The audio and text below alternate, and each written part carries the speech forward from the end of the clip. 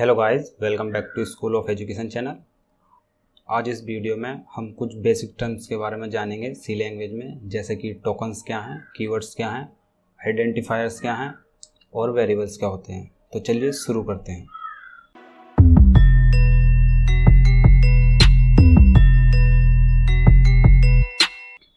सबसे पहले हम जान लेते हैं कि व्हाट इज़ टोकन। टोकन क्या होते हैं? Token is the smallest individual unit and which have a specific meaning that is known as token। देखिए टोकन क्या है? एक स्मॉलेस्ट इंडिविजुअल यूनिट है, यानी कि आप जो भी सी प्रोग्राम में लिखते हैं तो उसमें सबसे छोटी वो चीज़ जिसे आप डिफाइन कर सकते हैं तो वो टोकन कहलाती है। जैसे कि यहाँ पर आप एग्जाम्पल में देख सकते हैं। फॉर एन एग्जाम्पल, यहाँ मैंने एक स्टेटमेंट लिया है हेलो वर्ड प्रोग्राम का, तो आप यहाँ देख सकते हैं, यहाँ लिखा है प्रिंट एफ हेलो वर्ड। तो इसमें सबसे छोटी इंडिविजुअल यूनिट क्या क्या है? तो देखिए पी जो है एक स्मॉलेस्ट इंडिविजुअल यूनिट तो है, लेकिन इसका कोई अपना स्पेसिफिक मीनिंग नहीं है, ठीक है। तो ये टोकन नहीं होगा। लेकिन PRINTF, तो ये पूरा प्रिंट एफ जो है फंक्शन का नाम है, ठीक है। तो ये फंक्शन का नाम होने की वजह से ये इंडिविजुअल यूनिट हो गया और इसका एक स्पेसिफिक मीनिंग भी है, तो ये एक एज ए टोकन माना जाएगा, सही है। और इसी तरह से जो ये हम पैरेंथेसिस ओपन करते हैं और क्लोज करते हैं तो ये दोनों अलग अलग रीड की जाती हैं। तो ओपन पैरेंथेसिस अपने आप में एक टोकन है और क्लोज पैरेंथेसिस अपने आप में एक टोकन है, ठीक है। अब हमने इस पैरेंथेसिस के बीच में दी है एक स्ट्रिंग, तो ये जो कंप्लीट स्ट्रिंग है ये भी एज ए टोकन्स एक सिंगल टोकन्स मानी जाएगी, ठीक है। और इसके बाद आप क्लोज पैरेंथेसिस, ये भी एक टोकन्स है। एंड ये सेमी कॉलम आप इसका आगे देख रहे हैं, इसका जो सी प्रोग्राम में मतलब होता है ये किसी भी स्टेटमेंट को टर्मिनेट करने के लिए यूज होता है, ठीक है। यानी कि यहाँ पर जहाँ भी आप सेमी कॉलम लगाते हैं सी लैंग्वेज में, वो ये इंडिकेट करता है कि यहाँ पर कोई स्टेटमेंट कंप्लीट हो गया है, ठीक है। तो सेमी कॉलम का अपना अलग मतलब है, ठीक है। ये एक इंडिविजुअल यूनिट है, तो ये भी एज ए टोकन मानी जाएगी। तो इस तरह से अगर इस स्टेटमेंट में देखा जाए तो कितने टोकन्स हुए? एक तो प्रिंट एफ हुआ, एक ओपन पैरेंथेसिस, एक स्ट्रिंग हुई, और एक क्लोज पैरेंथेसिस, और एक तुम्हारा सेमी कॉलम, ठीक है। तो यहाँ 1 2 3 4 5, तो कुल मिलाकर यहाँ 5 टोकन हो गए, ठीक है। तो ये टोकन्स होते हैं सी लैंग्वेज में। कीवर्ड्स क्या होते हैं? तो देखिए keyword are reserve word which have special meaning in C language. Keyword क्या है?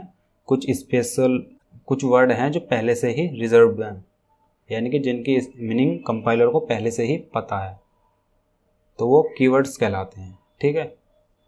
And meaning of keyword is already define in the compiler, और इनकी जो मीनिंग है कंपाइलर में पहले से डिफाइन होती है। तो there are 32 keyword in C language. तो ये टोटल जो सारे कीवर्ड हैं सी लैंग्वेज में वो 32 हैं। यहाँ आप टेबल देख सकते हैं, ये सारे 32 कीवर्ड सी लैंग्वेज के हैं, जैसे auto, double, int, struct, break, else, long, switch. तो ये टोटल 32 हैं। तो हम इन सबको 1 बाय 1 करके अपनी पूरी सी लैंग्वेज की सीरीज़ में कवर करेंगे, ठीक है। अब हम जानते हैं कि व्हाट इज़ वेरिएबल। तो वेरिएबल क्या है? It is the name of the location of memory block where our data is stored in the memory.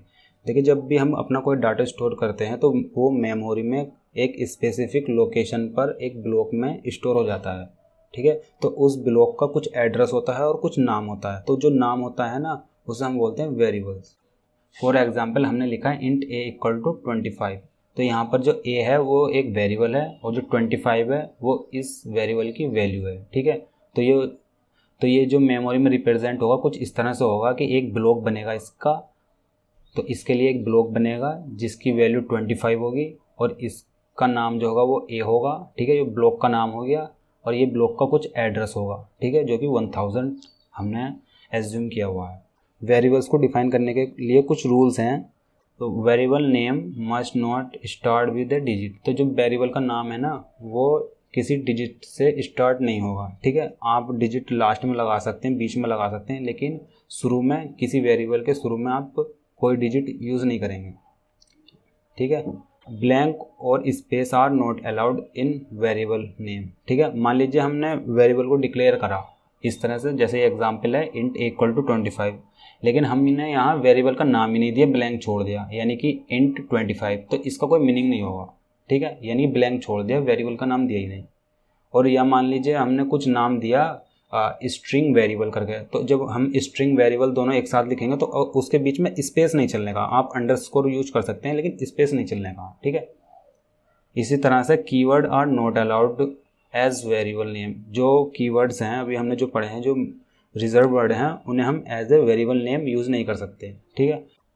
Upper and lower case names are treated as different. देखिए जो भी हम variable बनाते हैं सी language में, जैसे कि ये एग्जांपल है, इसमें हमने लिखा है a इक्वल टू 25, यहाँ हमने स्मॉल a यूज़ किया, अगर यहाँ हम कैपिटल A यूज़ करेंगे तो इन दोनों का मीनिंग डिफरेंट होगा, ठीक है। इसे हम केस सेंसिटिव भी कहते हैं। यहाँ आप देख सकते हैं because C is case sensitive, यानी कि जो स्मॉल a है वो एक डिफरेंट वेरिएबल है और जो कैपिटल A है वो एक डिफरेंट वेरिएबल है, ठीक है। देखिए अब हम जानते हैं आइडेंटिफायर क्या होते हैं। तो identifier means which identify something. देखिए जो किसी चीज़ को आइडेंटिफाई करे, सिंपल वो आइडेंटिफायर है। For an example, names given two variables, constant, function and user defined data type. देखिए जो भी वेरिएबल का नाम है, कॉन्स्टेंट का नाम है या फंक्शन के नाम है वो, या फिर यूजर डिफाइंड डेटा टाइप्स है, वो सारे आइडेंटिफायर्स हैं। तो जो rules for define name of an identifier is same as naming rule for variable. तो जो आइडेंटिफायर को डिक्लेयर करने के लिए जो भी रूल्स हैं वो सेम हैं जैसे कि वेरिएबल्स के हैं। तो अब हम जान लेते हैं कि what is difference between variables, identifier and keywords. तो चलिए एक एग्जांपल डिस्कस करते हैं जिसमें हम इन्हें थोड़ा अच्छे से समझेंगे।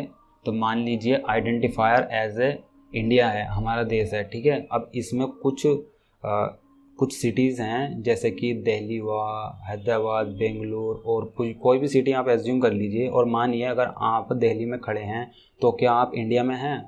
जी हाँ, अगर आप दिल्ली में हैं तो इंडिया में पक्का होंगे। तो इसका मतलब अगर कोई वेरिएबल है तो वो आइडेंटिफायर होगा ही होगा। अगर आप मान लीजिए बेंगलोर में हैं तो क्या आप इंडिया में? जी बिल्कुल, वो भी आइडेंटिफायर होगा ही होगा। लेकिन जो आइडेंटिफायर है क्या वो ज़रूरी है कीवर्ड हो? यानी कि अगर आप इंडिया में खड़े हैं तो इसका मतलब ये नहीं है कि आप बेंगलोर में हों या दिल्ली में हों, ठीक है। ये कंफर्म नहीं है, हो सकता है आप हों लेकिन ज़रूरी नहीं है। यानी कि इससे कहने का मतलब यही है कि सारे जो वेरिएबल हैं, कीवर्ड हैं, टोकन्स हैं, वो सारे आइडेंटिफायर्स तो हैं, लेकिन सारे आइडेंटिफायर वेरिएबल्स हों या कीवर्ड्स हों या टोकन हों, ये ज़रूरी नहीं है। तो उम्मीद करता हूँ आपको ये डायग्राम समझ में आया होगा और आपको इस वीडियो से कुछ सीखने को मिला होगा। तो thanks for watching this video.